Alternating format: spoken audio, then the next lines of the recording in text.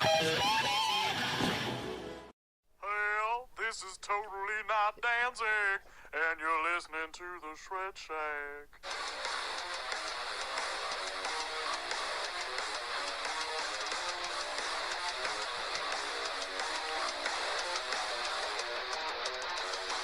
Greetings, folks. I'm Dan Mack. And this is Chris Mack. Welcoming you to episode 92 of the Shred Shack podcast, your premier source of news and uninformed yet heavily biased opinions pertaining to all things heavy metal. Episode 92. 92. Shit. Just every single time we do a new episode, I'm going to be like, man, we're doing this for a long ass time. We're getting old. Getting old. Airing weekly, bi-weekly, tri-weekly. Whenever we get a chance. Whenever it comes around. On iTunes, Mixcloud, Google Play, as well as on YouTube at youtube.com/theshredshack and youtube.com/adamanttemplum. Let's get started with some old business. I still don't think I've added the old business clip yet. Oh, you're horrible. Oh, wait, I did. No. Old business is old business, and new business is new business. But we don't need it. Who cares? Nice. And this is new business, and we do not discuss new business until next quarter. Things never change. That's right. All right, so with new business, we start talking about new album releases, of which we have listened to none. But we do have a message from our good friend Pete Grabowski. Oh, yes. And Mr. Grabowski says he would like everyone to listen to the new Visigoth album. It's called Conqueror's Oath. He says it's like the sword crossed with Grand Magus. So if you don't like it, go fuck yourself. Yeah, and your response was? Talk that talk! Dude. The sword crossed with Grand Magus. Does that not sound good? That sounds beautiful. That sounds pretty fucking amazing. It sounds. So. I can go for a band that's as groovy as the Sword with JB on vocals. Yeah, So. yeah. And the fact of the matter is that I actually did go back and listen to some Grand Magus like 2 weeks ago, and it's like, yeah, I can definitely go for a new Grand Magus record. I need to go further back in the catalog because I think they in total they have 8 albums, and I actually bought the one that they released before Triumph and Power. And it's equally as fucking good. Like they're just like I'm hoping as I go further and further back, I just realize that they are a consistently good band. And then we can add them to the list. Yeah. They just made the list. Yes. Bands that have just been kind of consistently very, very fucking good, like I don't know, Iced Earth. Yeah. Well, since we're not talking about new album releases after Pete's one suggestion there, let's talk about what else we've been listening to this week, which I think we're both on point with listening to Iced Earth. yes. For those who have kept up with our Facebook page, we are now doing monthly votes for what band we're going to do our 10-word reviews on. And I think basically on a vote, like, 2/3 of our vote voted for Iced Earth. Yeah. Which I'm very happy about. Me too. It gave me an excuse to go and listen to some Iced Earth. Not that I really needed one, No. but it kind of forced a hand, and God. So damn. what parts of the catalog did you listen to get yourself prepared for this? Well, I started with the old favorites, Something Wicked, Horror Show. It also depended which iPod I was listening to at the time, because I have my old one, which has just about everything up until Gloria's Burden. Okay. And then my newer iPod has all the latter stuff. Okay. So everything with Stu Block. Speaking of that, I need a copy of Incorruptible. So Remind me next time I come here, and I'll bring it. Mhm. But anyway, so I at the gym I had my old iPod, so it's it was horror. It was Something Wicked, Horror Show. It's a Dark Saga, Knights of the Storm Rider, all those. The only one I haven't listened to yet is self-titled. And then driving in my car, it's all the latter day stuff. okay. So Plagues Babylon and Dystopia and Incorruptible. So Okay. For me, I tend to start, I do consecutive for the most part. So started with Debut into Night of the Storm Rider, into Burnt Offerings, which I had to listen to twice because I kind of missed the first time I listened to it, into the Dark Saga, and then this morning was listening to Something Wicked This Way Comes. Kind of some in between there, some flashes of Horror Show. I never pass up an opportunity to listen to Dracula. It's one of my favorite Iced Earth songs. Glorious Burden from time to time because Gettysburg is an absolute epic. Oh. It's a beautiful song. the absolute pinnacle of power metal.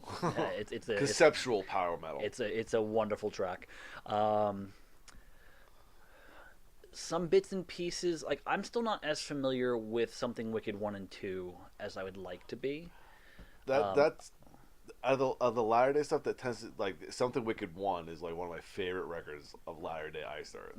Because when I first hit, you were in my apartment in Queens when I was out, and that was like the go-to album. As soon as I walked in the door, took off my pants, put on Iced Earth, Something Wicked 1. Now, exactly in that order. Took Took off my pants, walked in the house, turned on Iced Earth. No, it was walk in the house, take off my pants, not necessarily with the door closed, but take off my pants, turn on Iced Earth, because it was right inside the door. That was really fucking quick then, because your door slammed. Yeah, like, phew, rip. Well, you remember how hot that apartment was in February. Yeah. So, because they're it like, had to be fast. It's like, you can't open your windows in February. It has to be at a solid 72 at all times. I'm like, you can suck my dick. It's like a solid 80 in that apartment. Yeah, it was hot as balls. And we had no control over the thermostat whatsoever. I think I eventually found a way to do it. What, turning off the steam? No, I had to open the windows. Told him to suck it. I think I turned my AC on during the winter time. I think I may have done that at either at the very early parts or the very end of it. Brutal. But yeah, I don't think I've given those two albums enough attention at this point. Same thing with Plagues of Babylon. I have not given that. That's enough. a shame. Which I'm going to before we get to this, because I actually have to listen to it and have words to say. 10 words at least, or at most.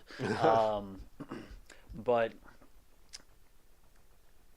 I haven't listened as much to the original two albums, the self-titled and Night of the Storm Rider.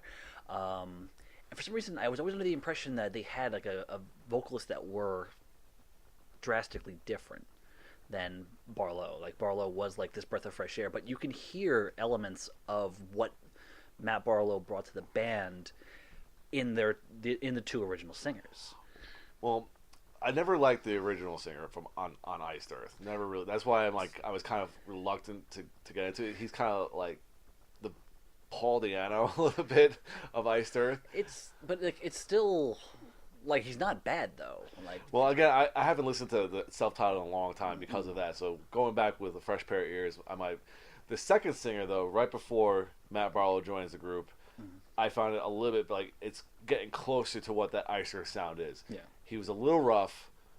He wasn't as melodic or as powerful as Matt Barlow, but he's like right there on the cusp. And then Matt Barlow just put him over the edge. I feel like they just the way. Spoiler alert! I'm gonna give an idea of what I'm gonna write into our review. The way that I looked at Burnt Offerings was they took the strengths of the original two singers and brought it in with Matt Barlow because musically, Iced Earth has been Iced Earth since day one. They have not changed. They have they have incorporated more ballady stuff, or they one or two per album and everything. But their general heavy material has not changed style. I was going to say since 1991. That band has been carried by John Schaefer's right hand. Yeah, that is the sound of that band. And from day one, because I remember I put on the debut. I don't have I don't think I have a special version of it. I don't have the box set version like you have. I have the original CD version that Century Media put out when I guess they were just reissuing them from past. This is in the days of Something Wicked and everything. And I was surprised at how good, how clear and crisp it sounded for a first album for a band that, was, in the middle of nowhere. Yeah. But in hearing that, you're like, wow, this has not changed, and that's absolutely beautiful. So, well, there's certain songs though that I hear from the first two records, and I'm more familiar with their versions on Days of Purgatory, where it's just like, well, I listened to like When the Night Falls is much better on Days of Purgatory than it is on Nights of Storm Rider. Yeah. Well, my Travel in Stygian. Fantastic closing track for Night of the Storm Rider. First time I heard that was the Live in Athens. Oh, true. So I'm yeah, Matt Barlow, putting in that deep, I just got shot in the chest, somebody help me kind of voice. And then I hear the original version, I'm like, dude, you sound so bored. Holy shit, dude, get into this. My God. So I was Yeah, I can see what you meant with like they're being rough around the edges, and it's true they are a little rough. Even Matt Barlow's first outing on Burnt Offerings, a little rough. Up until Dante's Inferno. Dante's Inferno cemented that band's entire career as far as I'm concerned. Like everything from there just kind of if that was like the root of the band, everything just kind of branched off of that. As far as I'm concerned. Now you said before the Dark Saga you were. I'm a little. The thing is, the only reason I say that is because I'm not familiar with the source material. Of course, the Dark Saga is a concept album based on Spawn, the movie, the comic. I never saw the movie, I never read the comic, so I'm not 100% familiar with it. And it just, it kind of moves at a different pace than the other records. It's just I wasn't feeling it. If you want to send us a copy of this, you can send it to P.O. Box. I'm gonna get a P.O. Box one day and have people just send us shit. So, but man, like I think one of my all-time favorite records has got to be Something Wicked This Way Comes. Actually, I was gonna go on to that next because I listened to that today and I got through Burning Times into all the way up to Reaping Stone. And then listen to the rest of it while I was at work. I didn't get to hear the last three. Oh, like I know the album and everything. I need to listen to those last three just more often and everything. But like maybe excluding the instrumental because it's short and negligible. But those other 9 tracks are phenomenal. Yeah, it is a fantastic album. There's no weak track up to that point. Nope. So it's and I love the fact that like some of my favorite Iced Earth songs are so short, and it's like it just like I love it for the fact that like they can just kind of have so much power in a short run like that. But I hate it because it's like come back, I want more. Because Stand Alone is one of the best. Like you just want to go punch someone. I'm in the middle of like traffic. That was the first Iced Earth track I ever listened to because you sent it to me. Stand Alone? Yeah. Really? Yeah. Wow. I picked up a track. I remember this because I was in Stony Brook. Yeah. And you said, dude, download this song. All right. Because I know at the time I had, because this is, I've mentioned this before, I know. Back in the days of mp3.com, I had My Own Savior, Melancholy, and Blessed Are You. And those were my introduction to Iced Earth. Yeah. I think Something Wicked was also, at the time, one of the ones that I got last. Because I think everything else was cheaper. Mm-hmm. So I ended up picking everything else up but Something Wicked This Way Comes. But, yeah, it's from, at least those tracks that I know super well, fucking lovely tracks. Yeah. So I just love the way the album ends with Blessed Are You into the trilogy. And I feel like it's one of their more diverse ones. Mm-hmm. Because it does have a lot of that groove laden style. The Reaping Stone is probably like the closest thing they get to like doing their own God of Thunder. Yeah, basically. pretty much. And obviously it has like the 2 ballads in there. One's kind of thrashy. You got Stand Alone kind of thrashy. The half ballad that is Consequences. Mm-hmm. Like I fucking love that record. Yeah, that from front to back, that is just like the perfect power metal record. Yeah. And like I said, I'm working my way through the rest of it now. Well, Horror Show is my first full Iced Earth record that I owned. Mm-hmm. And I still love that record. Standout tracks like Damien and The Phantom Opera Ghost. What's the one with the ballad? One of the ballads on it. Oh, Ghost of Freedom? That's the one. Mm-hmm. Yeah, all those tracks are great. And then going from Horror Show into the Glorious Burden, that was just like... Yeah, Glorious Burden actually came out right around the time of Dance of Death by Iron Maiden, and those two define my failed stint in college originally. Yeah. Yeah, my one semester at Stony Brook. But like I remember like sitting on the train or waiting for the train, listening to one or two of those albums. Yep. So it was a good time for metal. Yes, it was. Yes, it was. Because then we got to go see Iced Earth with Ripper, and they performed all of Gettysburg at the BB King's with John Schaefer occasionally stepping off stage to throw up into a bucket. Yeah, he was sick that night. Very sick that night. Speaking of that, I'm considering attending the show at Aztec on Tuesday. Oh shit, it's Tuesday. Yep. Yep. So when you folks are ready to hear an abridged version of everything we just said, Including opinions from other people. yeah, we'll have that video up in about 2-3 weeks. Aside from that, is there anything else you've listened to? A shit ton of Queen. Oh, well, Dude, let me tell you, because I started driving for Uber again, so I wanted to find something that's like relatively safe to listen to that everyone can enjoy, not necessarily like that. I just want something that I can listen to that I like that won't offend other people except for fat bomb girls. Because every time a thick chick got in my car, fat bomb girls would come on. I'd be like, oh no, not cool. Anyway, but I just pretty much went to Queen and put it on shuffle. Okay. And I have like 200 some odd Queen songs there because I have a bunch of the live albums that you gave me. So there's that, and then we drove down to the coast in Corpus Christi this past weekend, and my girlfriend Brandy, she just wanted to put on something that we can all listen to and not have the kids fight us about, and you just put Bohemian Rhapsody on and just go from there. Yeah. So again, Queen on shuffle. Always good, of course. Yeah. And I mentioned I listened to Grand Magus. There was something else really random that I listened to.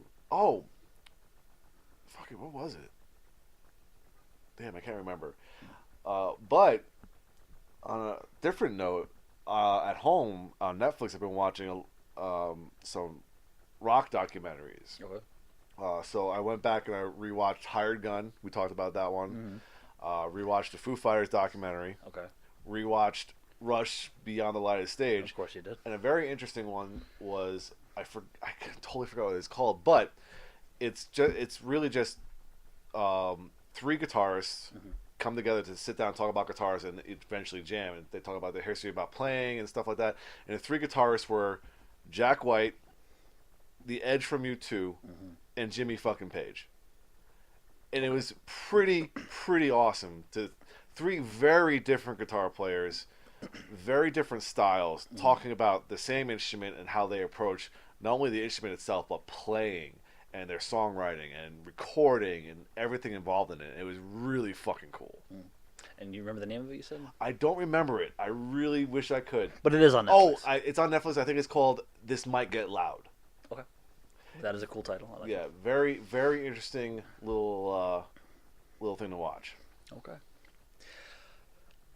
I've had a busy 2 weeks, 3 weeks. It's been 3 weeks now. So I have not had much of an opportunity to listen to things beyond what is, at this point, business. So obviously the Iced Earth discussion we just had, I put on some random stuff at work. So I put on I was like, okay, what's good and enjoyable that no one will dislike or any of my coworkers will dislike? Well, I'm putting on The Fucking Darkness. And I'm kind of mad because that's a band I don't think I mentioned the other day during our last discussion. The bands that I still like unironically. Yes, I yes. love that band, and I hate the fact that a lot of people shat on their second album. It is a brilliant piece of work. It's basically it's their Night at the Opera. So I feel it's phenomenal, and I'm mad that people don't like it, or enough people don't like it. But there was also some Elton John recently because I know that one of my coworkers likes Elton John. I was like, okay, well, I have the speakers now, so I'll put on some Elton John to listen to. Are they shelling out a whole bunch of money to go to the show in December or whatever? I don't think so. she said she's already seen him. I was like, lucky her. Bitch. Hate you. But yeah, I can't think of too much else just because it's been, we've had company and whatnot for the last for a week and a half or 2 weeks out of the last 3 weeks. Yeah. So it's been so fucking busy. But now it's time to get back to normal and go look at houses and crap. Yep. So doing adult things, I guess. Yeah, adulting. Don't have to entertain people anymore. But speaking of entertaining people, let's move on with our podcast. Let us entertain you. Queen. Love that song. Segue. Awesome. Yes. Let's talk about general news. General news. Here we go. Carcass have parted ways with guitarist Ben Ash and have replaced him with Tom Draper, who's been in Pounder, who's also in Angel Witch, and whatever. Draper, who is from the United Kingdom but currently resides in California, made his live debut in Carcass at the Netherlands Death Fest at 013 in Tilburg. Cool. I need to get more into Carcass. Their last record, Surgical Steel, was like their comeback record. Yeah. Was wow. I wow. I've been wanting to pick that up because it's one of those ones that has appeared every single year on the Nuclear Blast Christmas sale. Uh-huh. And I was like, okay, I can't, like with everything else that's there, I can't bring myself to buy that one above other things. Mm-hmm. But I think if they keep doing the same things every year, that's gonna come up soon. So I apologize, Carcass, but you got beaten out by like Ed Guy. Sorry. Priorities. Rock Me Amadeus cover is far more important. I apologize. Yes. Skeleton Witch have parted ways with drummer Dustin Boltis and a temporary replacement with John Rice, who is formerly in Job for a Cowboy and Scorpion Child. Rice will join Skeleton Witch at the band's upcoming North American trek with Obituary, which kicks off May 2nd in Atlanta, Georgia. Is that Obituary tour coming around here? I do not remember. I feel like they should. It's because I want it. And that's all that's important. Well, then there it is. There you go. Next up, the apple doesn't fall far from the tree. Max Portnoy, son of Mike, I Can Play That Portnoy, I can play that. has launched a new metal band called Tala. This is his second metal band in so many years, because what was the one that we got from Skateboard? Was it Next to None? Something like that, yeah. So he's staying busy, just like dear old dad. Yeah. they probably got the call for like Mike, and he's like, "Yeah, I'm busy, but my son, he can totally help you out." No, we said Mike Portnoy. Max Portnoy, right? No, Mike. Max! Nah, you're all the same. Whatever. Just hit the damn drums. Just get Portnoy on the... Get the motherfucker on the phone. I need to write down. We've been talking about that clip for a long time. I'm gonna write it on this piece of paper right here. You just need to... Yeah. MFer clip. I'm gonna throw out this piece of paper in like an hour. I know. All right. The Pulse of Radio reports that Ozzy Osbourne and Zakk Wylde have given a helping hand to a man whose CD collection was stolen out of his car while he was making a pizza delivery. According to CBC News, Josh Cook of St. John's, New Brunswick, was inside an apartment complex delivering the pizza when he heard his engine rev and ran outside to see his car speed off, with a large collection of music inside. The car was later returned to the same location, irreparably damaged, and missing Cook's trove of hard rock and metal CDs, all except one disc by Wylde's band Black Label Society. However, or somehow, Wylde's son got word of what happened, and within a few days, an enormous box of Black Label Society swag arrived at Cook's doorstep. That was followed a few days later by a box containing Ozzy Osbourne t-shirts, a signed photo, and a complete discography of Ozzy's work, including all his solo CDs and his catalog with Black Sabbath. Boop-a-doop-boop-boop. Swag. Wow. That is amazing. I know, right? Dude, where did you get that? That's Gravity Falls. Yes. This is obviously very cool. I would still be horrendously pissed about the car. I horrendously pissed about the car and the CDs. Like, Yeah. Black Label Society and Ozzy Osbourne's works are probably not the only CDs this guy had. Yeah. But it is very cool that, Yeah, that obviously. just random shit like that happens for, just wondering what other kind of swag they got. Right? Probably lots and lots of t-shirts. That's which I can totally live with. That's cool, but it really fucking sucks about the I car. love the car. Oh my god. At least that's probably at least covered by insurance. CDs maybe not. And I mean, like while you're sitting there, buying a new car, at least you look very stylish. But then you gotta be like, dude, you actually walked away from your car and left the keys in it. Then again, that might not have happened either. Yeah, there's no way to speculate that, but that's why I'm not gonna be a pizza man. Yeah. All right. A documentary about Stone Temple Pilots is in the works for Showtime. Kent Sevener, Showtime Executive VP of Content Acquisition and Business and Legal Affairs, promised a, quote, a compelling story in an interview with Broadcasting and Cable, explaining that not a lot has been done about the band. And they got a good point.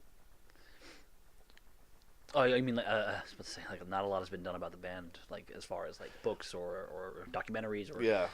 which is kind of true. Yeah.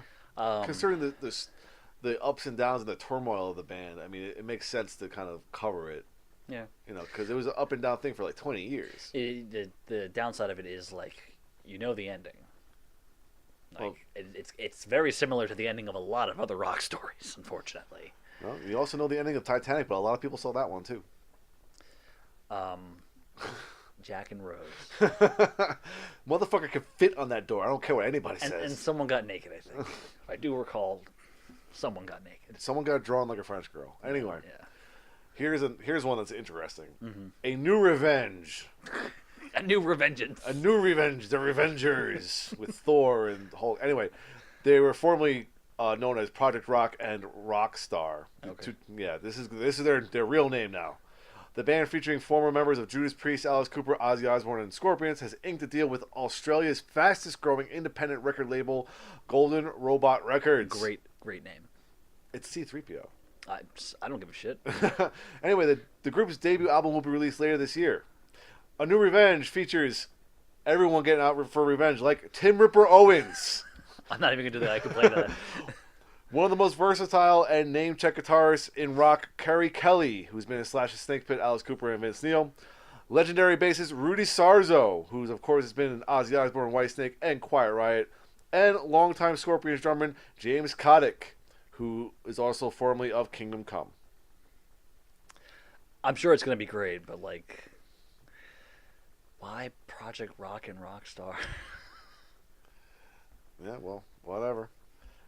Are you ready for some Metallica news? Because every week we got at least one or two things that the boys are doing. All right. Well, when next time I need to get a yeah clip. Yeah, definitely need a yak. We'll moan. Woman, fire woman.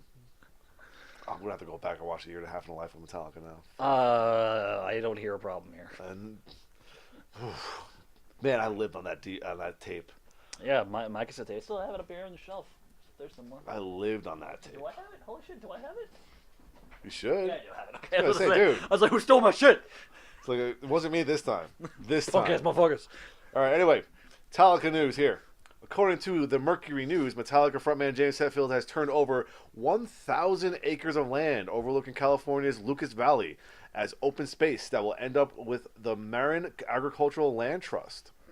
In late 2016, Louis Ranch Incorporated, which is owned by James and his wife Francesca, approached the Marin County Open Space District and Malt with a proposal to transfer the property rights to 240 additional acres and connected to two existing easements held by the Open Space District, which combined accounted for 760 acres of preserved private open space. So basically, you can't build shit on there, right? Yeah. That's good. He caused a little bit of controversy a couple years ago when he got all pissy about hikers going through his land. And this was like a big deal, but now he's handing that land over. So basically, it's like Napster. Kinda. Yeah. Kinda. I guess that's a good. That's kind of cool thing. That's good. I mean, I'm hoping like, is California still being ravaged by wildfires? As far as I know, I don't think so. Okay, because I know they were like bad news for a little while. Yeah. Like obviously it's a more common thing over there, but like something about this year was just crazy. All right, and the next one up here is the boys are making whiskey. And that's like literally how you wrote it in this script. The boys are making whiskey now. I was like, did you mean to say that about your kids? like All right. I'm just going to read parts of the article here from Metal Sucks. Of course, everyone's making the whiskey in a jar joke. Of course. Because it has to be done. But on the latest episode of the Whiskey Cast, I love the name of the podcast. It's fantastic. That sounds beautiful. Veteran distiller Dave Pickerel reveals that he's teaming up with Metallica to create their own whiskey. And what's more is that this particular gentleman, who used to be a former master distiller at Maker's Mark, which is a pretty damn good whiskey, That is true. plans on building a new distillery for the band to create their own whiskey from scratch. Damn. Yeah. So that's pretty cool. It says that the distillery would likely be either located in Louisville, Nashville, or the band's native Bay Area, which is pretty cool. Those are some drastically different See, spots. the involvement of Pickerel with the project makes the the writer think it'll be a bourbon, which is which is an American whiskey and not an Irish whiskey. Oh, boo. But we won't split hairs here, so Well, I mean, I would personally prefer Irish, but I don't know. I like me a good bourbon, although Scotch is superior to all. Scotch is superior to all. yeah, that's correct. This coming from a former drinker, by the way. Yes. I don't drink hard stuff anymore either, but in my time, that was the drink of choice. In my time of dying, Yep. it was nothing better than good old Scotch. On the rocks. Or Neat. just straight out of the fucking bottle. I was gonna say neat. Yeah, just sip it straight out of the bottle. Yeah, No big deal. maybe a splash of water. Maybe. No, yeah, when you're sick and throwing up, a splash of water. Well, remember from the guy, the smoky guy. Yeah. The splash of water opens up the aromas of the let's not get into that. Let's move away from our drinking days. And let's go on to some recording news. Recording news. Omnium Gatherum are working on their new album for a late summer release. Comments guitarist Marcus Van Halla. We're busy at forging the new Omnium Gatherum album feature during the finished Winter Madness season. Hopes are high here, even though the temperatures outside aren't. Aren't they on tour right now? I believe they're on. I believe they're coming here again. they're with the Amorphous tour. I think so. Okay, but they'll probably have this album out before then. Possibly. I just like the dude's last name, Van Halla. It's like I want to be Van Halen and Valhalla at the same time. Yeah, right? I get the best of all worlds here. I want all the things. I am legend, period. Orange Goblin has completed work on its new album, The Wolf Bites Back, for a June release via Candlelight Spine Farm. That is a great album title. Right? The 9-song disc was recorded at Oregon Studios, not Oregon, Oregon Studios with producer Jamie Gomez Arellano. Who's worked with Ghost, Grave Pleasures, Paradise Lost, and Cathedral. That's a band I need to pay attention to. I have one of their records, and it's phenomenal. So yeah. Is that no? That's not, I gave you Code Orange. Yeah, Code Orange. Yeah. Okay. Yeah. Seven Dust will release its 12th studio album, All I See Is War, on May 11th. That's a great album title. Lots of great album titles coming up here. The follow-up to 2015's Kill the Flaw That's a great album title. was recorded at Studio Barbosa in Gotha, Florida, with producer Michael Elvis Beschetti, who has previously worked with Alter Bridge and Slash, among others. That is cool. Seven Dust needs a new album, and it's just making me realize how long we've been doing this because Kill the Flaw came out right at the start of things. Yeah. So. Yep. Crying like a bitch. Do I even have that clip anymore? I don't know, man. It's up to you. I certainly hope. Oh, yep. Yep. So, Godsmack has set When Legends Rise as the title of its first album in 4 years, due out April 27th. The follow-up to 2014's 1000 HP will be Godsmack's first effort for BMG, following a split with the band's label home since 1998, Republic Universal. two things. I actually listened to Godsmack's self-titled album recently, and I still can say I pretty much enjoy I was going it. to say that might fall on that list of like bands I still unironically like. Yeah, yeah. I never had a problem with their groove. I mean, they were one of the grooviest bands ever. Mm-hmm. You know, I I just found their songs way too simple. Going back and listening to it, like I know that they started their time as being a Alice in Chains tribute band, Mhm. and you can kind of going back now and hearing it, and I'm like, I can see a lot more now. Yeah. And number two, the album title for their previous one just sounds like a concept album for RPGs. Yeah. 1000 HP.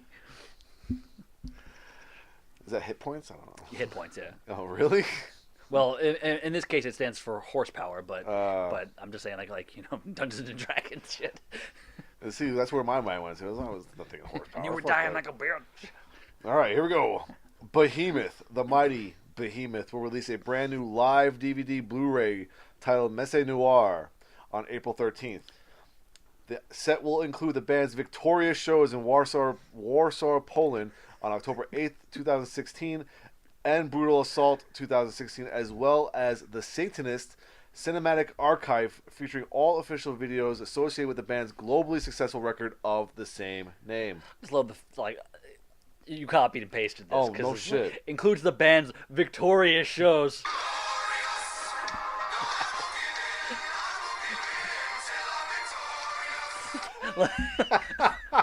Like I don't know who wrote There's this, but someone's no- sucking some major dick. No better use of that clip ever. God, man. That is beautiful. Oh, Love it. it's fucking hell. Oh, shut up. Amorphous will release their new studio album, Queen of Time, on May 18th via Nuclear Blast. I like it. The follow-up to 2015's Under the Red Cloud will include the use of real strings, flutes, orchestral arrangements, and even choirs. In addition, this will be the first time that people will be able to hear their lyricist, Peta, really long name with lots of consonants, on the album as he contributes a speech in Finnish. I can only get so erect. Please stop. Well, I'm sorry. Yeah. Wait until the last one. As a matter of fact, I'll just skip to this one and come back. Yeah. Lordi will release their 9th studio album, Sexorcism, on May 25th via AFM. What a great album title. Like, I fucking love Lordy. They're so good. Next up and last one for recording news here is Gus G. Will release his new solo album, Fearless, on April 20th via AFM Records. The follow-up to 2015's Brand New Revolution marks his first release since exiting Ozzy Osbourne's band in 2017. On Fearless, Gus joins forces with vocalist bassist Dennis Ward, who was in Pink Cream 69 and Unisonic, and drummer Will Hunt, who used to be in Evanescence. I like Gus G, but I haven't heard anything he's done, like, beyond Firewind and like, his solo stuff, basically. Yeah. I haven't heard that. But I'm sure it's a whole lot of noodling and just face melting type stuff. Yeah, I'm sure. Yeah. Glorious. Oh, yeah. I'm sure he was sitting there noodling around like with Ozzy's band, and he didn't want to do anything, so he's just sitting there like, Save it for the explosions reel. he's like, I'll put it in my solo album. So I wrote down some things for the crowdfunding tracker, but I did not do enough research, so All I'm right. going to skip over that part right now. Yeah, because the iApollo crowdfunding is kind of stalled. Their goal is still $5,000. They've raised $692. It's better than it was. I think Yeah. they were that's 4 times what they were at when we Yeah, last checked. and they have about a month left of time. So to we'll contribute see. that shit. We'll see how that keeps going in the next couple weeks. Yeah, but next time hopefully I'll have more to report there. Because like I started looking through Kickstarter and found 1 or 2 things, but I never actually sat down and wrote down the Yeah. appropriate information or listened to what I was really listened to it. Anyway, let's go on to some concert news, and we're going to talk about festivals. All right, we got one festival here. Avenged Sevenfold, Rob Zombie, Marilyn Manson, Gojira, and Emperor are among the confirmed artists for this year's Heavy Montreal Festival, set to take place July 28th through the 29th at Parc Jean Drapeau in Montreal, Quebec, Canada. Other confirmed bands include Under Oath, Hollywood Undead, Trivium, Sleep, Asking Alexandria, Ailstorm, Rat, I Prevail, Baroness, Voivod, Between the Buried and Me, Nile, Witchcraft, Red Fang, Tech 9, Napalm Death, Yeah. The Black Dahlia Murder, I Hate God, Igor, Glory Hammer, That is the best band. Helix, Perpetrator, no, Perturbator? Perturbator. Perturbator, okay. Perturb and then beta. Like masturbate, I guess. I gotcha. Necrotic Mutation, Power Trip, Blind Witness, The Agonist, Havoc, and there's more. You know what? I'm actually upset right now because Blind Witness was like the band name I wanted to use in high school. I kind of remember this. Yeah. I like vaguely remember this. I mean, it's about time that somebody legitimately took it and Well, that kind of reminds me of the time that I was like when we got to go see Seven Dust that one time and Diecast opened up for them, and Dennis and I were having this idea about our band covering Danger Zone by Kenny Loggins, and fucking Diecast covered it that goddamn night. yeah. The motherfuckers. It's like we gotta do it better than Fuck. that shit. I don't have the Get Your Degree clip, so I can't play that. Oh, you suck. But this lineup is quite strange. Well, I just out of nowhere, Rat. Rat, I forgot Under Oath is still a thing. Napalm Death in the middle of nowhere. They're gonna come out play. They're gonna play 60 songs, finish up in about 2 minutes. Yep. Voivod, Tech 9 out of nowhere. yeah, Between the Buried and Me. Like it's kind of a mix of like various forms of metal and then Rat. But like, they're gonna show up and like, man, this is not the band I was thinking of. but like they really just picked like one band from each of like the big genres, honestly, because you know, Gojira, Emperor, Avenged Sevenfold, like they cover all the territory. Power Trip, cool. It sounds like a pretty badass thing, and again, it's in France, so you expect that kind of thing. Just like this big European Canada. festivals. What? I thought it's a French name, but Canada. Yeah. Got it. But still, you expect that kind of randomness, I guess. Yeah. All right, ready to get some touring news? Yeah, let's get some touring. There's some interesting ones coming up here. First off, we got Rob Zombie and Marilyn Manson are heading out on tour again to bring their unique brands of showmanship to audiences across America. The 29-date North American summer trek will kick off in Detroit on July 11th. Zombie and Manson previously toured together in 2012 on the Twins of Evil tour. Their unique brands of showmanship, like having a set of guns fall on you, or Just having a complete meltdown and leaving the stage and being a douche. Yeah, don't do that, Marilyn Manson. We have a level of respect for you. Just don't do that. Level. I would love to see Rob Zombie again, though. Fucking hell, he's always good. Well, I didn't put this in the recording news because it just seemed to be too long, but there is a big box set coming out of all of Zombie's stuff that's solo. That's cool. And there's one thing I forgot to put in here that I didn't, like I saw it come across my news feed, but I didn't see it to put it in here for recording news, is the infamous 2000 concert on the steps outside the Republican convention, I think Rage it was. Against the Machine? Yeah. Yeah. That's coming out as a live album. I should put it out as a DVD. That would be cool too. Wasn't Michael Moore on hand for that? I think he was. Michael Moore, your job is to document things. You had one job. You fat bastard. I don't even have the damn clip. Damn it. He's fat. Yeah, but I saw that. I was like, wow, that's pretty cool. Yeah, that's pretty cool. I'm surprised that I was gonna say it's like it's 20 years too late. Not too late, but it's 20 years later. But almost. Like they're gonna slowly put out like a new live Rage thing every couple of years. Just to keep interest of profits of Rage. Yeah, they got to keep putting some steam into that hype train. All right. So this one I put in here because not because of the bands that are on the tour, but because of how it works. Mm-hmm. Okay. So Shinedown and Godsmack have announced a co-headlining tour as part of Live Nation's Ticket to Rock program. Now check this out. Mm-hmm. The program lets attendees purchase tickets for multiple shows by different bands in one city for one price. Ticket to Rock bundles begin at $59 for 3 concerts and $69 for 4 concerts for lawn or reserved upper pavilion seating. Those prices jump $20 for reserved ticket bundles. By different bands in one city. So I think one of the other ones that are on the list here is the Avenged Sevenfold show that I'm about to talk about. Okay. So Avenged Sevenfold have announced the End of the World Tour, a North American headlining run produced by Live Nation that kicks off July 22nd at the Xfinity Center in Mansfield, Massachusetts, and features Prophets of Rage plus 3 Days Grace. So I think if the Avenged Sevenfold show and the Shinedown Godsmack show in the same city, but different days. at different days, you can buy tickets to those shows plus a different show for $59. That's not bad. Right? Yeah, I'm okay. I mean, I haven't seen what the fucking fees are, but Regardless, that's still not bad. it's still a pretty good deal. Yeah, for like bands that are still very much commercially viable, like Avenged Sevenfold, that's not bad. And I think another band that was mentioned in this little deal is Five Finger Death Punch, because they have a big tour going on too, which I think is in here somewhere, but maybe not. I might have skipped over them just to save Pete the aneurysm. Pete may have deleted it. But here's one that is coming to San Antonio. We are super psyched for this one. Yes. Slayer has announced the second North American leg of its final world tour, set to kick off on Thursday, July 26th at the Bank of New Hampshire Pavilion in Guilford, New Hampshire. The tour will travel to 20 cities over about 5 weeks, culminating at San Jose's SAP Center on August 26th.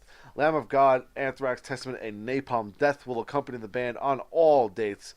San Antonio date August 15th at the Freeman Coliseum. I think we have to go to that show. I'm going to say that might just be a birthday show for this dude. Yeah, so that's...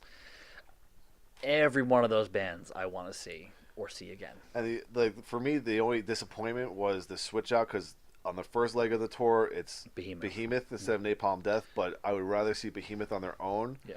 And Napalm Death in 20 minutes can cover about 30 songs. Yep. Like we talked about, so that's perfectly fine with me. Yeah, and Napalm Death doesn't really need much of a stage or anything like that. Yeah. They're a pretty perfect opening band for that particular show. Yeah, so I would love to And see plus, them again. I haven't seen Lamb of God in a long time. I want to see Lamb of God. I haven't seen Anthrax with Belladonna at all. Same here.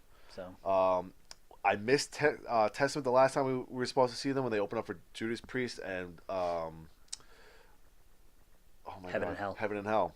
I missed them then, so I forgot they opened that show. Fuck. because we were in the parking lot the whole time. Well, we're stupid. Yep, we were listening to Testament in the parking lot while Testament was playing. We're fucking stupid. Yeah, we were. All right, moving on. This summer, the Black Dahlia Murder and Whitechapel will embark on a North American co-headlining tour. The trek, which runs from June 8th through July 14th, will find the Black Dahlia Murder performing its latest album, Nightbringers, from front to back and more, while Whitechapel will play its classic This Is Exile in full to celebrate the record's 10th anniversary. Support will be provided by Flesh God Apocalypse, Aversion's Crown, and Shadow of Intent. There is a San Antonio date here on June 29th at Vibes Event Center. That's the Rock Box, basically. I think. Right? Is that I'm pretty sure okay. it is. I remember seeing a sign for Vibes right above the Rock Box. Okay. So I thought so. That might be interesting to go to. Right? Ghost will embark on the Rats on the Road U.S. tour in May. The trek will kick off on May 5th in Riverside, California, and visit U.S. cities throughout the spring. No San Antonio date, unfortunately.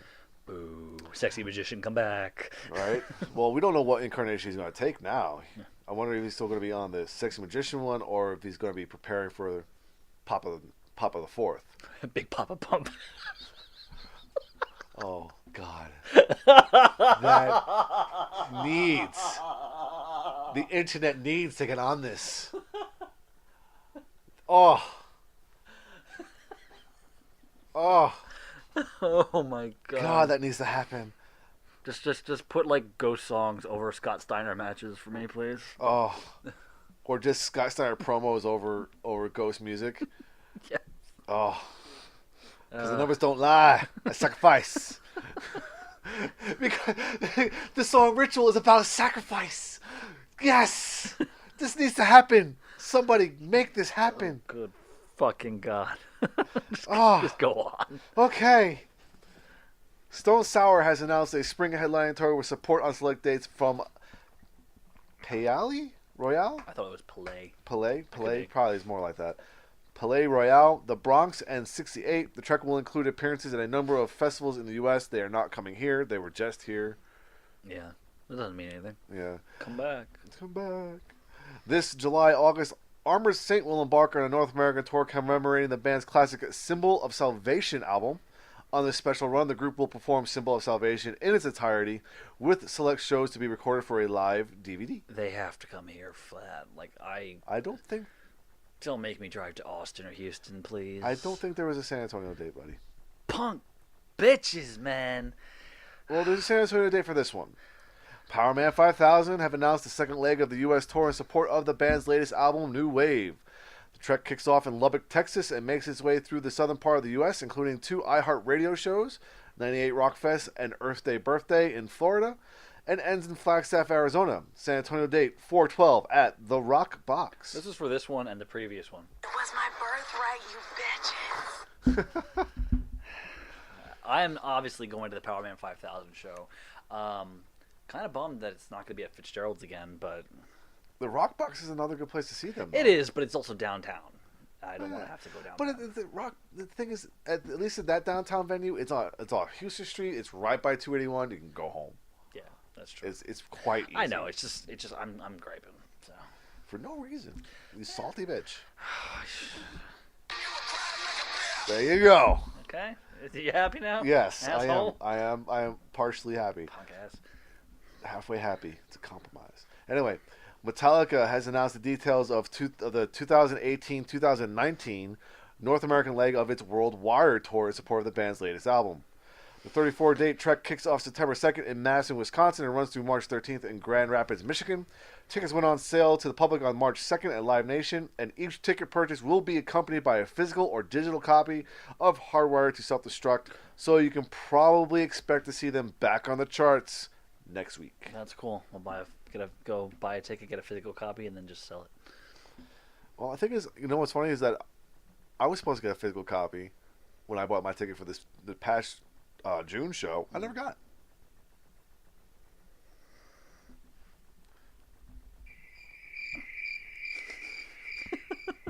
Sorry, I got nothing for that. Use a dude. Why do I have 2 game over buttons?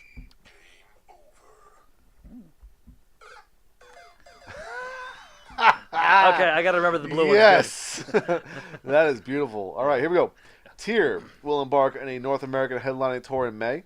Special guests on the trek will be Orphan Land, Ghost Ship Octavius, and Adernam. Adernam. Adernam? All right. Exact cities and dates will be announced soon. That would be a cool show. I think I would. Well, Orphan Land and Ghost Ship Octavius.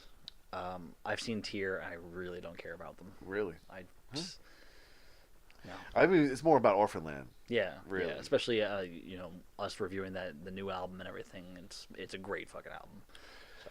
All right, next one up here, the last one up here actually, is Hailstorm announced details of a Milestone North American tour showcasing all female-fronted hard rock outfits.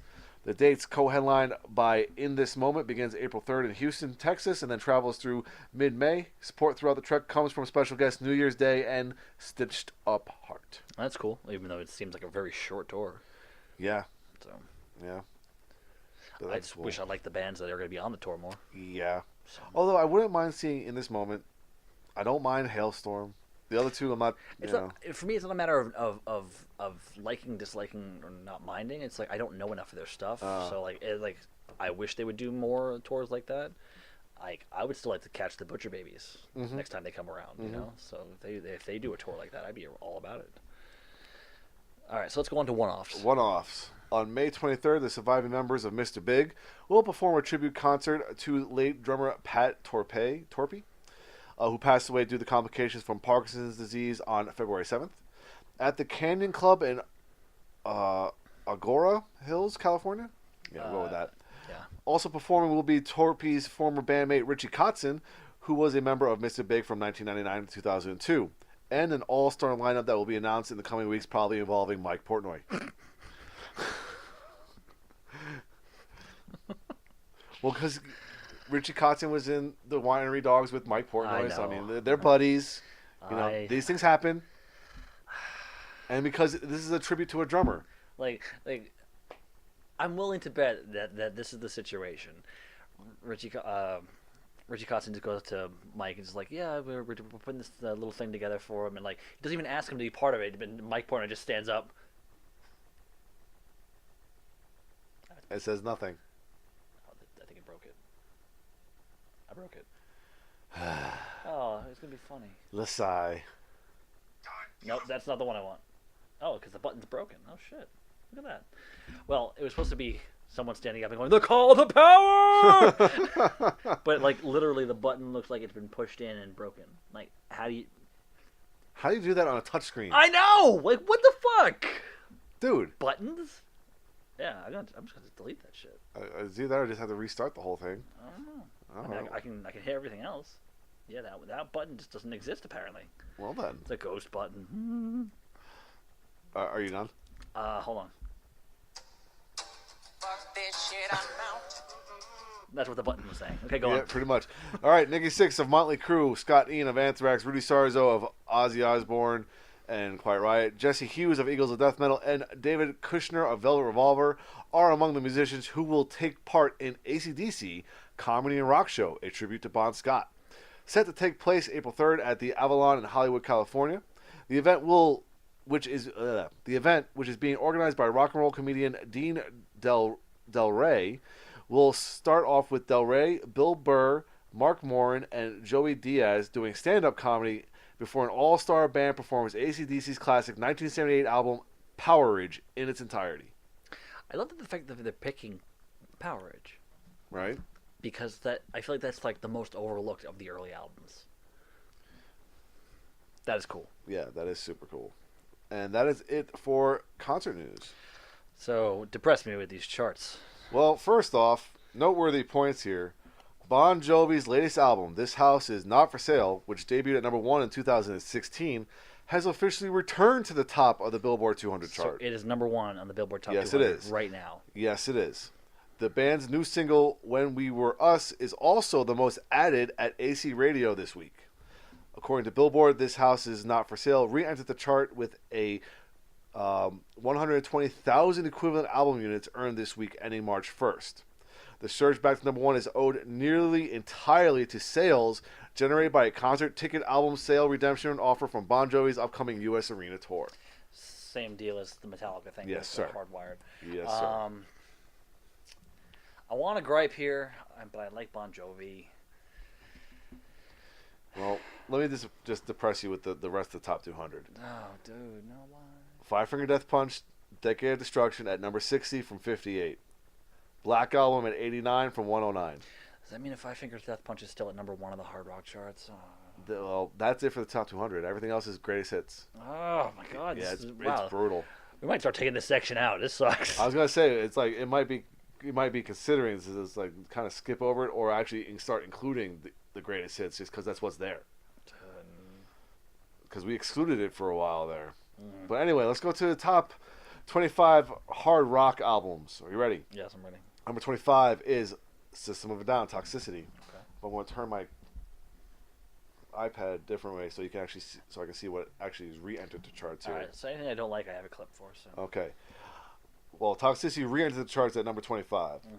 Number 24, re-entering the charts is the greatest hits of Three Doors Down. Shut the fuck up. Oh, you got the Method Man shit. Oh, dude. Re-entering the charts at number 23 is Ride the Lightning. Number 22 is Unleashed by Skillet. Shut the fuck up. Re-entering the charts at number 21 is Experience Hendrix, The Best of Hendrix Okay. by Jimi Hendrix. Number 20 is Pearl Jam, 10. Not surprising.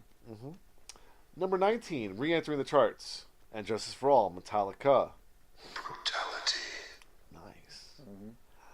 All right, number 18 is Disturbed, Immortalized. Yeah. Yeah, just a big meh. Yeah. Number 17 is Aerosmith's Greatest Hits. Okay. Number 16 is Meteora by Linkin Park. New album at number 15 is a band called Turnstile with their album Time and Space. Yeah, don't care. Number 14 is Def Leppard Greatest Hits. Shut the fuck up. Number 13 is 3 Days Grace with 1X. Shut the fuck up. Number 12 is Bon Jovi, Slippery When Wet, I can't. one of Beethoven's favorite records. Like Fuck! I had to watch that movie now. You're welcome. Now I know what I'm doing this weekend. You're welcome. Okay, moving on here. At number 11 is Metallica, Master of Puppets. Number 10 is Foo Fighters' Greatest Hits. Number 9 is AC/DC, Back in Black. Number 8 is All the Right Reasons, Nickelback. I can't. I actually enjoyed Nickelback. All right, number 7, Greta Van Fleet, From the Fires. Number 6, Linkin Park, Hyper Theory. Number 5, Greatest Hits, Guns N' Roses. Number 4, Mothership, Led Zeppelin. Number 3, Black Album. Number 2, Queen, Greatest Hits 1, 2, and 3, The Platinum Collection. And number 1, A Decade of Destruction, 5 Finger Death Punch. All right, seriously, guys, it's the greatest hits thing. Move out of the way. Just-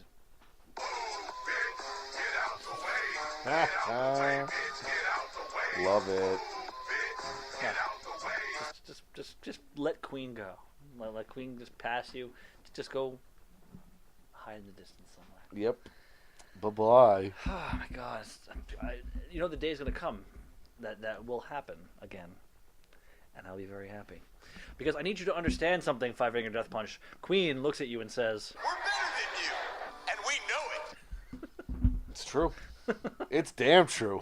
"There's a clip I need." Oh, yeah, you do. Damn it, we need some Kurt Angle up in this bitch. So really, again, no surprises. It seems to be the same albums over and over and over and over. I mean, again. that's the whole streaming thing, though. Yeah. We've come to expect this at this point. I mean, at this point, we should just be looking for the surprises. Yeah. So, so let's go on to our discussion because we're gonna pretty much do our discussion, and we'll call it there. Um, Now, this one was specifically sent to us by Bird Gaffron from the One Up Cup, our friends over at the One Up Cup. And he posted up the video and said, I wonder what the Shred Check guys would think of this list. So it is a video list from What Culture. If you're not familiar with what culture is, Jesus Christ, that's a fucking mouthful. What? I think I have a clip for that. Hold on. Nope, I don't have the What clip. God damn it. If you're not familiar with What Culture, they are similar to things like Loudwire, BuzzFeed. They do lists. They do a lot of clickbait. And whereas they give you the headline, and then you have to go surf through like 10 pages to read the entire list. It gives them all these views. That's how they get their money, and that's how writers for them get paid. And speaking of which, I am still technically a writer for What Culture, and no, I did not write this list. Because some of the bands I don't know enough about to actually venture this kind of thought to. So the list was 10 bands that have never made a bad album. Now, make a note for this that this is not like a top 10 list. This is a 10 list. Actually, there's a note in the writers page for What Culture that says don't write anything that says top. Just write the letter or the number. Really? Yeah, like we are not a top 10 thing. Well, that's pretty cool, though. Yeah, like they have to they put it when you go onto the main page. It says don't do that. Gotcha. Stop that. Yeah, You stop it. You stop that. You stop that. Shame on you. No. So this is not a top 10 list. It's just 10 bands out of the hundreds of thousands that exist that have never released a bad album. Now, their criteria for this was you have to have 4 or more albums of original studio material. So they specifically said no Rage Against the Machine. Yeah, Which, because there was no cover albums, no live albums, no EPs. yes, exactly.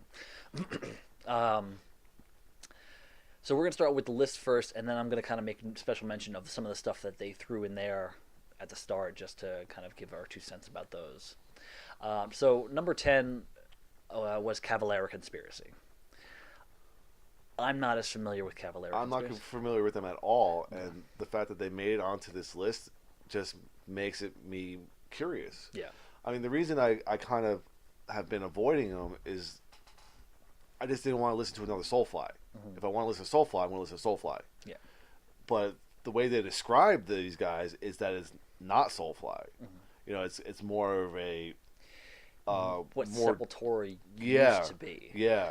You know, with like pretty much like probably Sepultura like right before Roots kind of thing. Yeah, which I've already expressed my disdain about Roots. If they were to stick, if this band sticks with the Arise era, or even going all the way back to the beginning, Like brutal.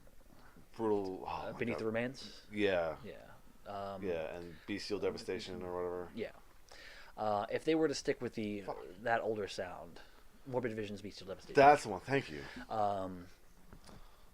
If it kind of touches on that sound, I'm okay with it because I did not like Roots. I did not like the direction that early Soulfly Well, took. and some of the stuff that the latter Soulfly, the direction the latter Soulfly took, it was more of an extreme metal sound, and that's Yeah. what they're kind of saying that Cavalera Conspiracy is all about. Okay, that's good. So that's definitely worth a listen for myself. But again, I still have to listen to like the rest of Soulfly, latter day Yeah. Soulfly. So I can't really weigh in on this one. Didn't you get one of the Cavalera Conspiracy albums? I don't think so, unless it was in one of the Pat Gessner Box of Fun. No, I don't think so. Unless I downloaded it from Skateboard, I don't think so. Gotcha. So unfortunately, we can't weigh in on that one at this point. Number 9 is Tool. Ugh. I've already weighed in plenty on Tool. I don't need to say more about them. I just don't understand the hype. Well, I do, and I think that they belong on the list.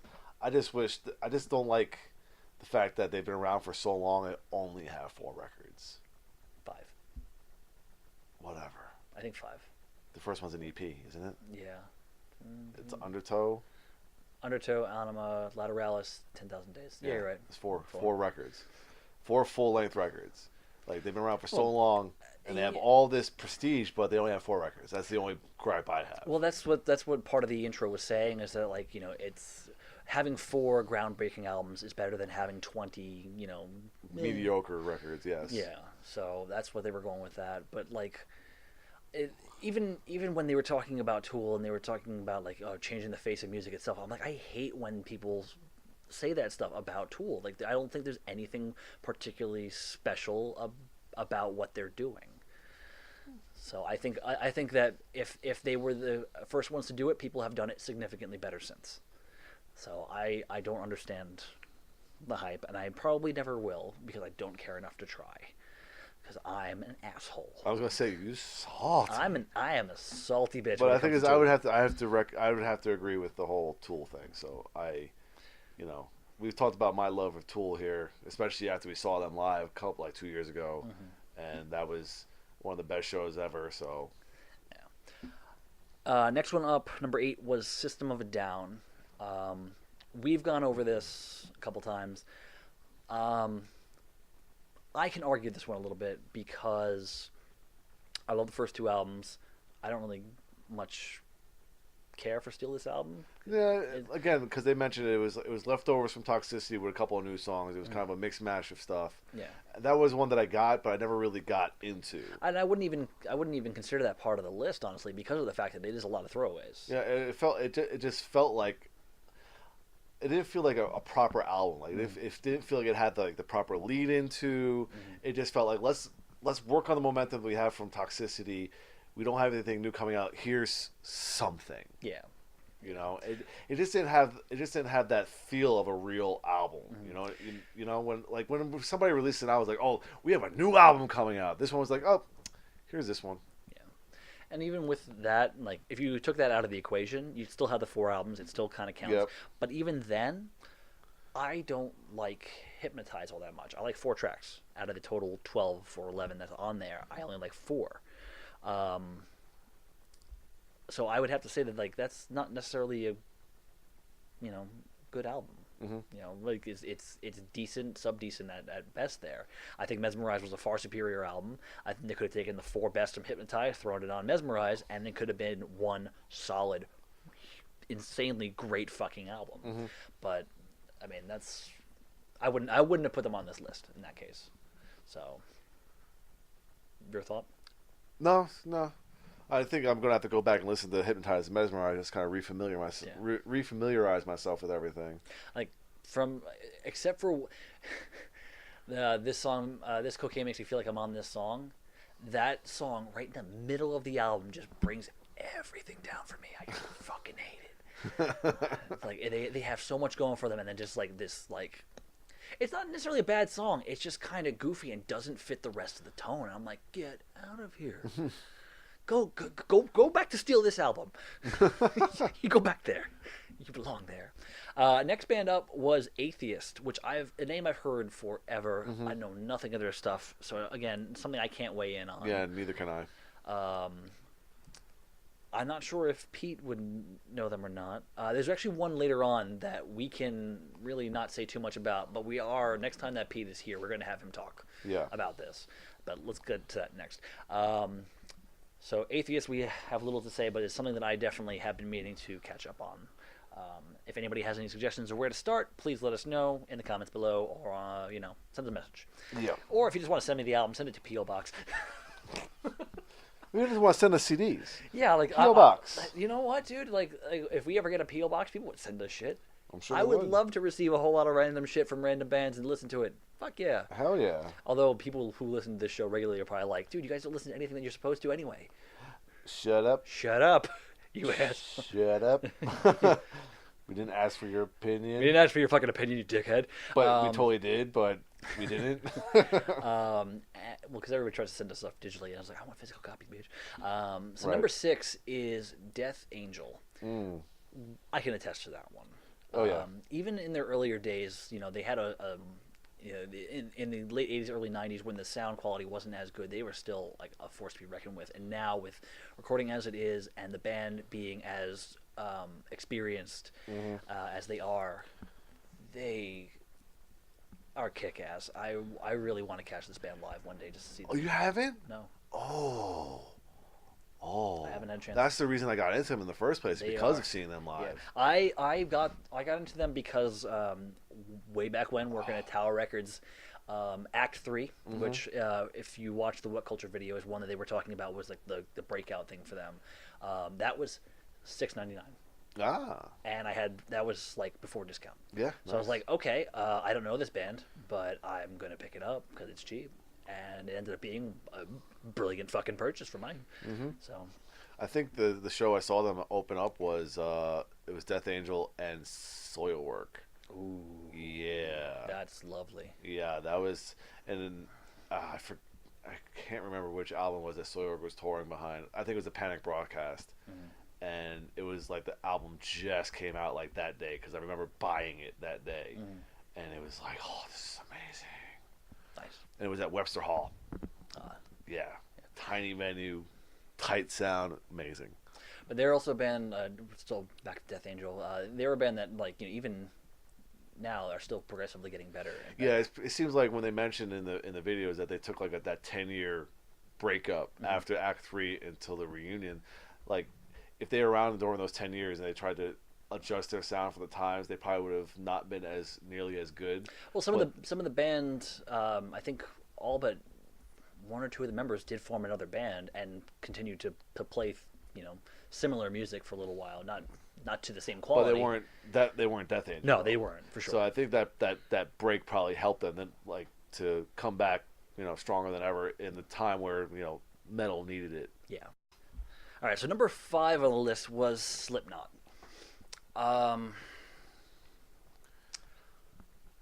This is another one where I think I don't understand the hype train. I love Slipknot. I love Stone Sour more, actually. I don't understand why they were the phenomenon that they were.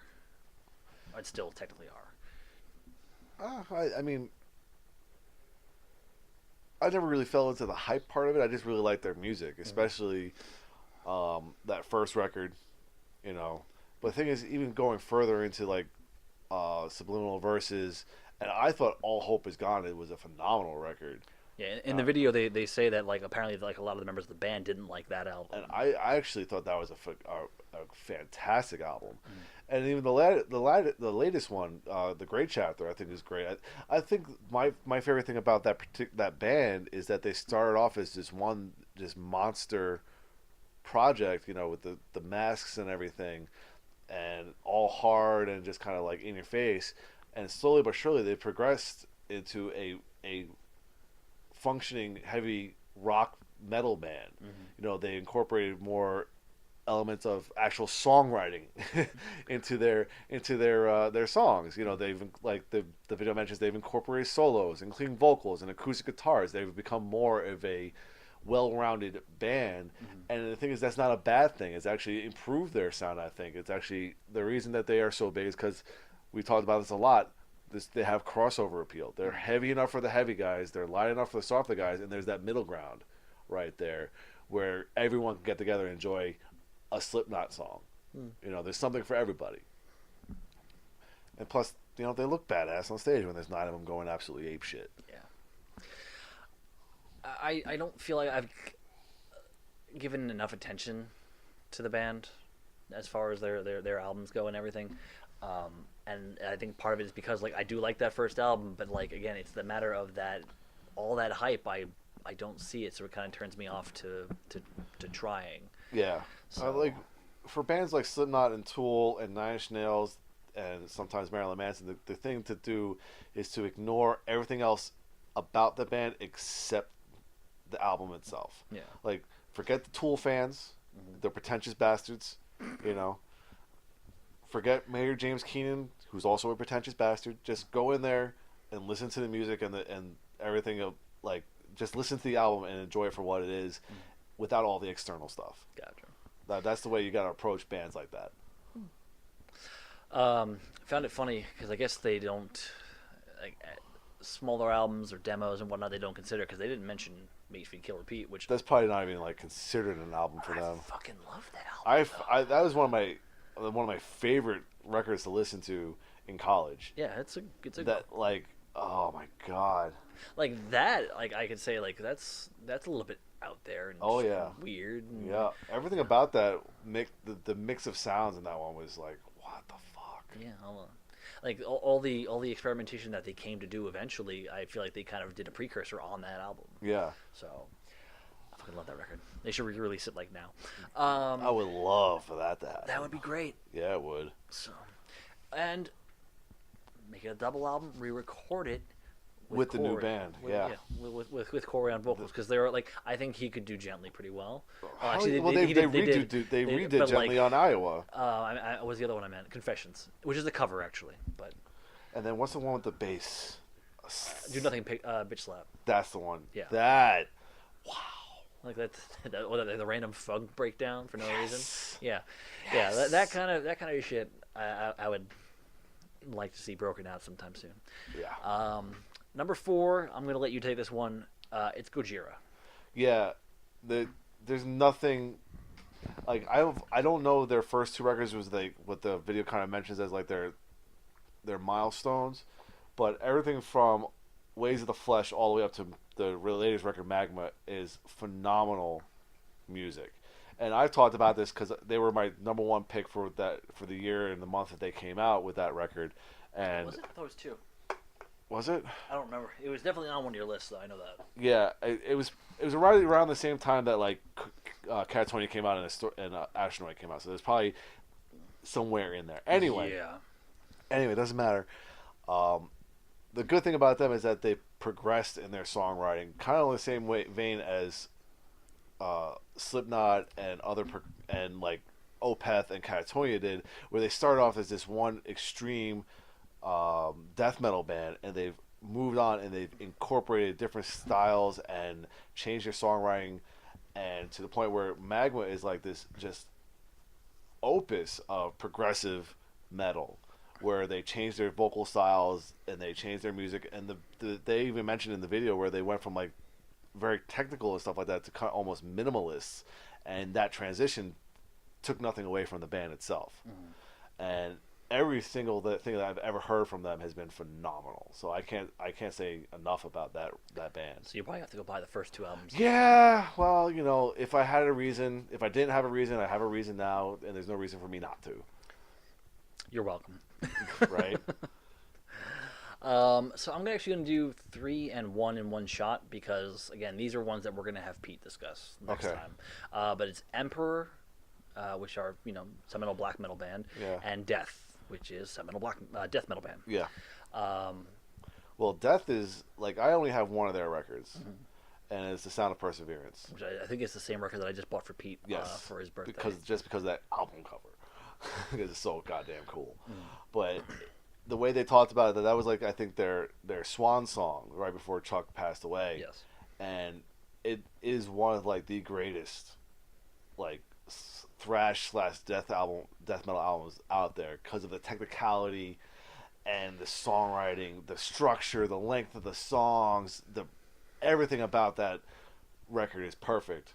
Like I said, we've actually mentioned Death in the same breath in a thrash discussion, Yeah. because it came up on a list of the greatest thrash bands, and they even in the video they mentioned that like their first album is like the precursor or like the birth of death metal. And everything that's come on since then has been influenced by them. So there's absolutely there's no gaps in their catalog whatsoever that's bad. So, Emperor, I have I think one album that I've given like a 1 or 2, 3 listens to that I can't really speak to. See, with having Pete around, he's kind of been able to explain black metal in such a way that it does seem more engaging, and having to edit a lot of the parts in our videos that he has spoken for, you can hear a lot of the, for lack of a better term here, the majesty that goes into the chaos. Yeah. And I had the first 4 Emperor albums. Really? I got them from Century Media years ago, and I sold them off. Oh shit. Out of sheer stupidity. I kind of wish I had them now because I would like to actually sit down and take a listen to them. So these are again both bands that I really need to kind of get my attention toward and get an earful. I may steal Pete's record or something like that. It's like, happy birthday, I'm borrowing it. Punk It's a ass. Homer gift. You punk bitch. So let's go on to the last one then. Well, this is the two spot. Whatever, it doesn't This matter. was They're the not two top, they're not so. top. So, and that's Overkill. Yeah. And absolutely. The only thing I would say here, and they made mention of the, some of the albums in consecutive order, and especially during the grunge time. Overkill has always had an underlying influence from Black Sabbath. And when they actually slowed things down a little bit in the 90s, they just had more of a Black Sabbath sound. And they do it really fucking well. But they are true to the what was it, stick to your guns? Yeah. True to their roots. To their roots. To their roots as Slayer is, but their product at this point in time is better. Yeah. They still sound fantastic. Their sound and their message hasn't gone stale. Yeah, it's still great, catchy, aggressive. I just I think that's the one thing that puts, in my eyes, it puts Overkill above a band like Slayer. Like it's catchy, it's engaging. You can play a song of theirs to somebody who may not necessarily like metal, and they can still kind of bop their head to it, not necessarily in like a show it to all your friends kind of way, but like okay, this isn't terrible. Pretty much anything off of White Devil Armory, you should be able to listen to. Be like, yeah, this is good. Yeah. And I'm still working my way through the box set that I have, because I have a good portion of their albums leading up to, I think their mid-career stuff, the stuff that I was just talking about. Yeah, because it doesn't cover like the first 4 or 5, but it covers everything right up just before maybe Ironbound. And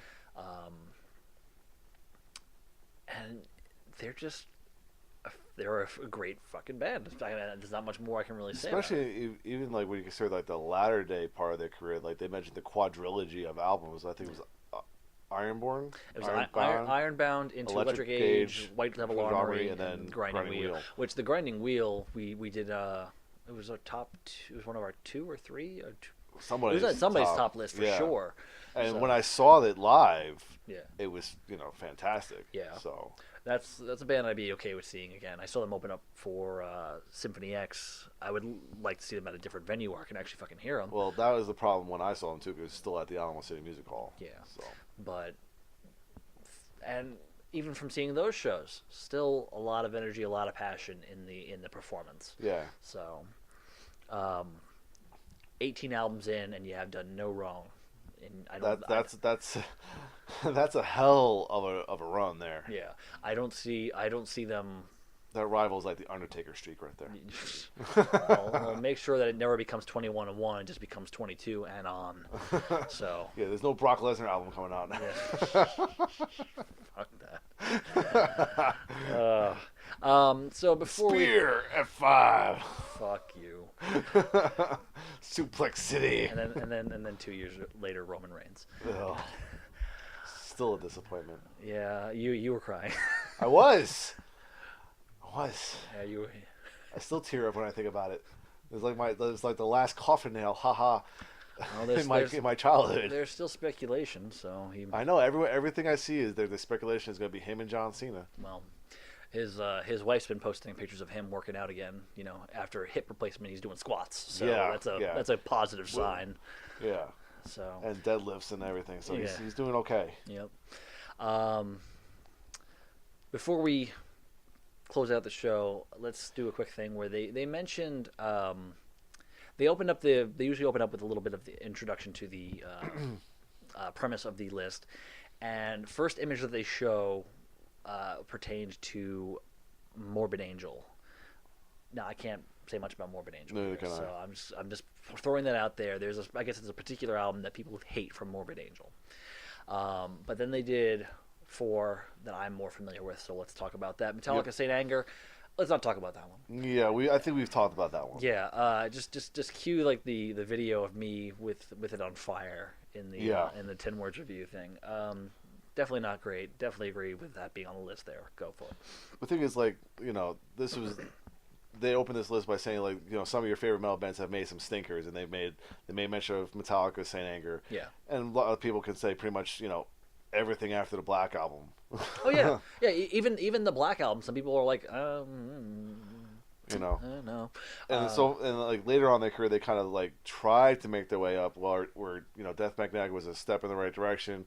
Hardwire's an even further step, but still not the greatest. So you can't say that they have not made a bad record. So the next one that they mentioned was Megadeth Risk.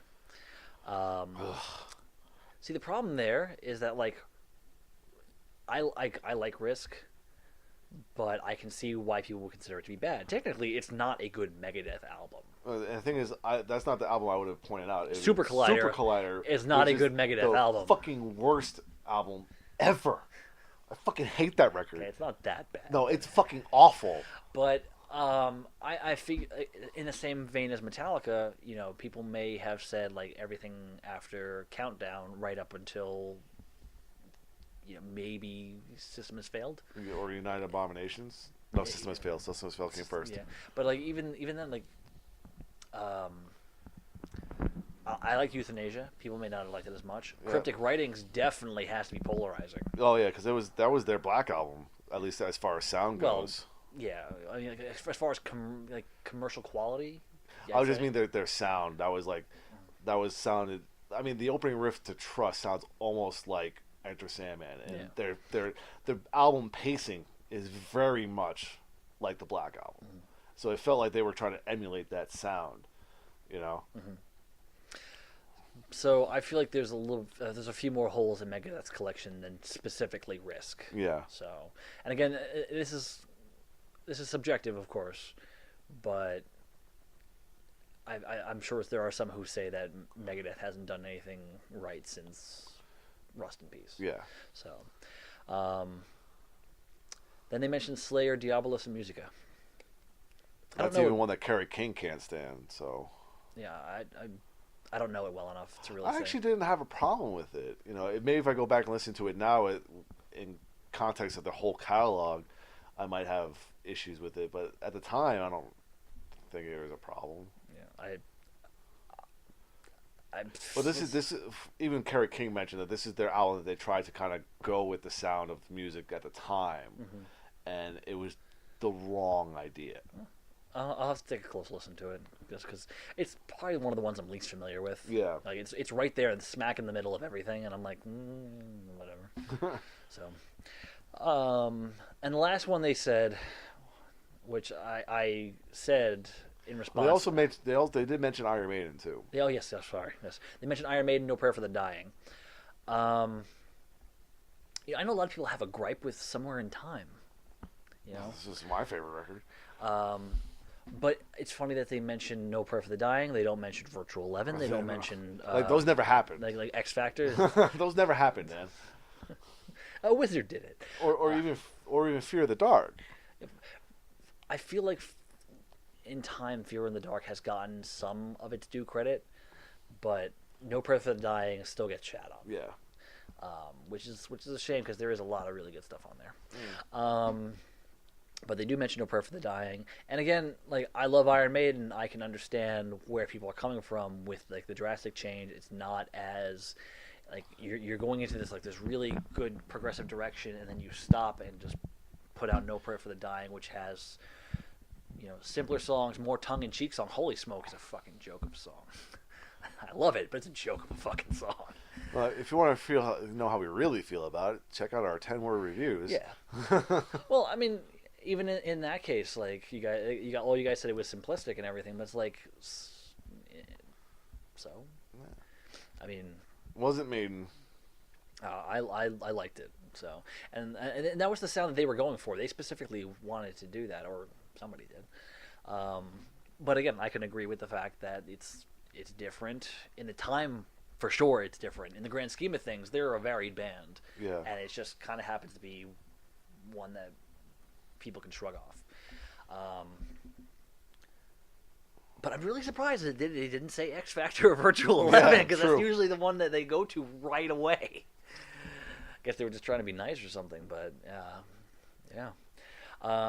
And then the last one was Black Sabbath, and they said anything in the '90s, and I responded with "You shut your whore mouth." Yeah, you did. To an extent. Let me start with one thing. Can you? Actually, I'm going to look it up right now. What's that? I need to know what year Tear came out. Their album Tear. All right, you're on it. I'm on it. So, because Black Sabbath in the '90s, as we know, was a time with Tony Martin at first, and Dio came back into the band after what was it, 8 or 9 years after he left after Mob Rules. Mm-hmm. Hold on. Tear, Black Sabbath.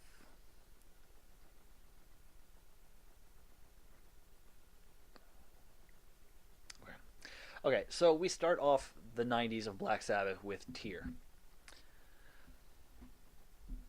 Knowing that Black Sabbath at this point had not sounded like Black Sabbath of old at all, you have to be able to go into the album knowing that it's not going to be what you expect. It's not going to be this crazy, riff heavy groove fest. Mm-hmm. It's not all super blues based and jammy and everything. They've gone far beyond. Well, not to say far beyond that. It sounded like it's surpassed or anything like that. But I feel like there's more focus on just general song structure and whatnot. So the problem is I like the tunes that they put out in this time, but Wasn't Dehumanizer in the 90s too? yeah, well, that was the picture that they showed. Oh! So I'm like, that's what I'm saying. Start off with Tear, which I feel like was one of the best ones with Tony Martin. Had some of the best tracks, had some of the best performances. It got away from all the overtly satanic stuff that they were doing on Headless Cross because Tony Martin was like, "Oh, I'm in Black Sabbath. I got to write satanic stuff." He's like, "I don't know how to do this." I think that Tony Martin is overwhelmingly underrated. It's so sad because he is a fucking great singer. But I think that of all the albums that he did with Black Sabbath, Tear deserves mention. And then going into the next one that Sabbath released was Dehumanizer. Dehumanizer was a great album. Mm-hmm. It definitely doesn't touch Mob Rules or Heaven and Hell. Yeah. Heaven and Hell is one of the greatest fucking metal albums in In the history of the world, all goddamn time. But it does have a lot of great performances. It has a lot of great music on there. And Time Machine! Time Machine, obviously Time Machine. I'm not even going to bother with that one. But in particular. Shit, I'm trying to think of all of them. Letters from Earth, Isn't it- Sins of the Father. TV Crimes on that TV one? Crimes is on that one. TV That's Crimes is a fucking great song. So there's a lot of brilliant material on there, and the fact that it's calling it a bad album, specifically showing that album in there, like Yeah, that's rough. I cannot agree with Especially that. because they got Dio back in the band. I mean, damn. If you were going to show an album there, you can put in Cross Purposes, or actually more specifically, put in Forbidden. After Dio left the band a second time, they brought back Tony Martin for Cross Purposes, and the cracks were showing. Like, there was no passion to it. It's very much like you just go in there, shrug, get your paycheck. Like, it was very phoned in. And Forbidden did it even worse. It was like, again, I love Tony Martin, I love Black Sabbath, but I will admit that those two are bad albums. Like, especially Forbidden. Forbidden fucking sucks. And it's funny because it has the only Black Sabbath song that is a duet, and that is with Ice fucking T. All right, so now that we've covered that, are there people that were not on this list that you would put on this list? I think we've mentioned several. So, and again, me being me, I'm very subjective, and I tend to go all in for a lot of bands. I would say Iron Maiden. True. So, I'd say Psychotic Waltz. I'd say Dead Soul Tribe, because Dead Soul Tribe and Psychotic Waltz kind of run in the same territory because it's fucking Devin Graves, Buddy Lackey, whatever you want to call him. Arion. Iced Earth. Yeah. Iced Earth have never released a bad album. They're never going to release a bad album because they haven't changed. You know, you may not like whatever their lyrical discussion is. You may not like necessarily the political side of things. You may not necessarily like the horror side of things. But either way, they're gonna make great fucking music every time. You know, Halloween, I don't feel has ever made a bad album. Chameleon's okay. Chameleon's okay. Gamma Ray never made a bad album. You know, Symphony X made a Underwhelming album. Subpar album. Yeah, it's just I can just rattle them off because again, this is me. I just like everything. It's like, unless it's either No, wait. I was gonna say Dan doesn't like everything. He's just all in on the things he does like. I like things, and then there's a few things that I fucking hate. And there's no middle ground. There's a clip I have to get from a Botchamania video. I guess it's from a news article that says 1 in every 10 people will die from excessive salt. So I need that.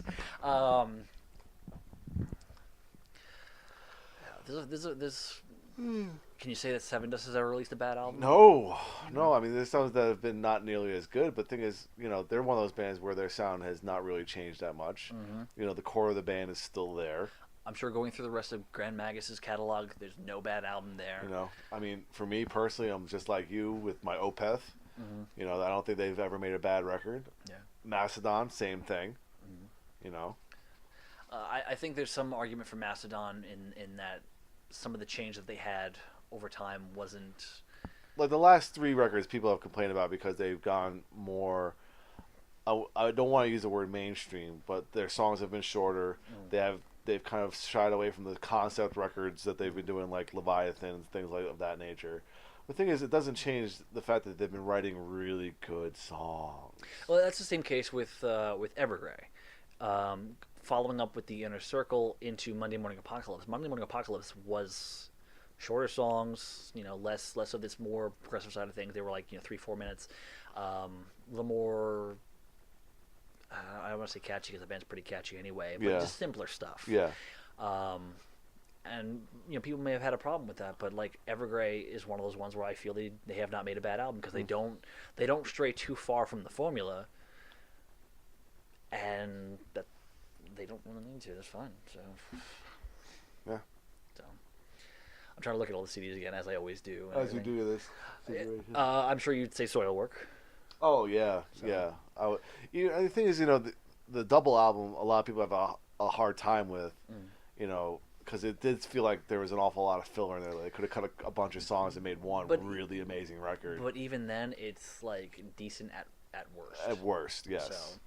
So yeah, I feel like a lot of the stuff that's on this list, or the stuff that they mentioned early on, are the obvious ones, the ones that are very glaring, the ones that everyone knows at this point. So I'm sure there are more bands that have that one little blemish in there, but for the most part, a lot of the bands, especially ones that are that kind of rose in the last few years, or are, you know, the seasoned veterans churning out, you know, better material. I don't know too much about their middle material, but Testament. I mean, I know that they have 2 albums now that they are just re-releasing from the 90s, which may be because they weren't as well received. I'm not sure. So like the first 5 that I got in that box set are amazing, and then of course from Formation of Damnation on, yeah, you know, they've been just untouchable. but there's been 2 albums between there that, like I said, they weren't included in that box. They were just re-released. They were out of print for a while. Yeah. That may be included among what people would consider to be bad. Yeah. I would say a band like Tarot. I love Tarot. You know. I was actually on the verge of saying Nightwish. Because I think the thing that I would say that Nightwish lucked out because they started off kind of dull. I wouldn't say bad, but dull. When they hit Century Child, which is when Marco came in, they changed the sound a little bit up, and they got him singing the male vocals and everything. That's when they came into their sound. And would you say that like a band like Killswitch Engage is coming with a bad album? No, I would not. See? You know, I would say that every one of their albums has been very good. The thing is, towards the end of the Howard Jones era, it just got a little bit repetitive, which probably would fall into that bad category for most people. Yeah. You know, I was fine with it. I love all their music. I especially love their music, not necessarily the vocals from Howard Jones, or like the lyrics anyway, but I love every one of their records. Yeah. So, but again, just like you, when I find a band that I really like, I'm balls deep in it. Yeah. So. So I feel like we can sit here and just name half the bands that we Yeah. 90% of the bands we listen to, and they won't have a bad album. Again, it's a matter of subjective, but there are those bands that have those grossly awful albums. Yeah, I think it's one of those things that are just like universally known. Yeah. Bad albums. So you couldn't I like some of the list here, but I mean you can't really. You'd have to come up with like a whole lot more lists, man. Like you're not going to cover everything, and you don't try. Well, the thing is, I like this one. I think this one was a little bit better than the we did a Loudwire one a while back. I think. I don't even remember. And it, I think I do remember this one because they specifically mentioned certain bands, and they didn't put a criteria on it. So bands like Rage Against the Machine were on it, even though they only have like 3 studio records. But then they did mention Opeth. They did mention Mastodon. But the thing is, Loudwire seems to be more of like what's popular now. Yeah. This list seemed to have a little bit more of an ear to the ground for A little bit of everything. Other styles, even if they were the bigger names of those styles, Emperor and Death and Atheist. Well, the thing is, they're talking about bands that kind of were the forefront of a particular. Like they mentioned that, like groundbreaking records. So Death, Emperor, these bands broke ground with their catalog. So that's probably why they're on this list, and that's why they're the bigger names. While some people who came like subsequently might have full catalogs that are great, but they weren't as groundbreaking as these other bands. Yeah.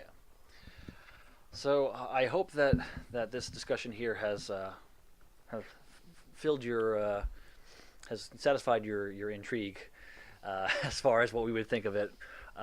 There are definitely 3 on here that I need to get more into. Well, maybe 4 Gojira. I'll let you do that one for me. Maybe 5 Kevlar Conspiracy. I have a lot of music to catch up on. Leave me alone. Shut up. Yep. I'm busy. I'm over here now. But I think we're going to call it there for our podcast because it actually went on far longer than I was expecting. And I don't know if I have a clip. Do I have a clip? Do I have the... No, I don't. I have this. I will not apologize. Until next time, I'm Dan Mack. And this is Chris Mack. And keep it heavy, folks.